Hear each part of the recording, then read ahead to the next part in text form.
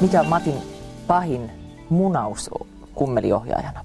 En mä semmoista oikeastaan keksi, mikä voisi olla munaus. Teille ei ole Yksi, mistä mä oon, kun se ei laittanut sketsisarja Panomiestä ikinä. Ja se varmaan tulee nyt. Mikä oli Panomies?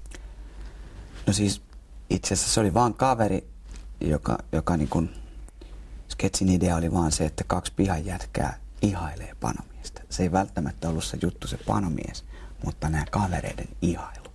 Kuinka Panomies tulee ja Panomies menee, lähtee autolla. Ja ne miettii koko ajan, nyt se menee varmaan pan. Miksi Matti ryhtyi sensoriksi? No, tämä oli juuri tämä Sordino. Se oli varmaan ihan järkevä päätös. Itse asiassa tämmöistä ei kannattaisi edes laittaa tämmöiseen haastatteluun. Kas toi on?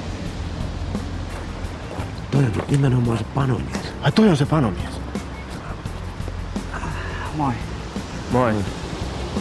Mitäköhän se menee? Panee. No menee vai? Menee. Ja panee. Panee. Keskellä päivää. Voi veli. Sanois muuta. Sillä jää valot päälle. No mä sanon sille, että sillä jää valot päälle. Enkä me, mitä mä sanon? Sano, että sillä jää valot päälle. Moi. Moi. Sulla jäi valot päälle. Joo. Hei. Thanks. Sehän on tosi mukava jätkä. Paitsi että se on helvetin kova panomies, niin se on aivan mielettömän mukava jätkä. Minkä se menee? Se on tuossa kakkosessa semmonen panoluukku. On vai? On. Mitähän se siellä tekee? Panee. Ai panee. Voi veljet. Sanois muuta. Mitä luulet, onkohan se tuolla autossa? Ja pannu vai? On.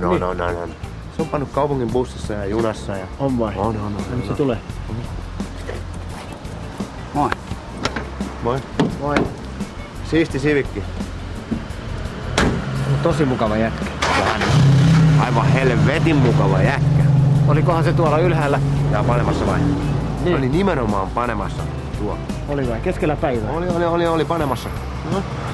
Voi veli. Sanois muuta. Moi. Hei. Haluatko lähteä mun mukaan? Lähde mun mukaan. En mä voi lähteä. Lähde nyt. En mä voi lähteä. No ei voi mitään.